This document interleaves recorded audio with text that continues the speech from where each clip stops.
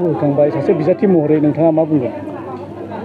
जोबोद मोजां परिबेस जोंनि बिटिआर ओनसोलनि देग्लायनि बिसायख'थिया खुब सुख सान्ति जानानै थांनांगौ। मानो होननानै बुङोब्ला जोंनि बे दिनैनि गाव गावनि बेसेन गोसा भटखौ होनो थाखाय बयबो गोजोन खुसियै मोनसे उत्सब फालिनाय बायदि जों फालिनांगौ। दा आं आसा खालामदों जमदुवार ओनसोलावबो प्रत्येकथा भटआ जाहाथे मोजां जोबलांथों आरो सान्थि भाबै जोबलांथों बेखौनो आं इसोरनाव आर'ज गाबदों आरो जाहाथे जों रायजो राजाफ्रा थार मोजां सासे बिजाथिखौ जाहाथे देरहाहोनायाव मदद खालामथों। नोंथाङा बेसेबां आसा खालामदों? आसाखौथ' जों बहुद मोजां आसा खालामदों। दिनैनि थारिखआव जमदुवार हिसाबै दिनै बिजेपिनि सासे आङो बिजाथि हिसाबै एखेबारे दिनैनि थारिखआव बुंनो हायो जे जोङो बुंनो थाङोब्ला रंजानो हाखाबाय बेखौ जों नुहुरदों आरो।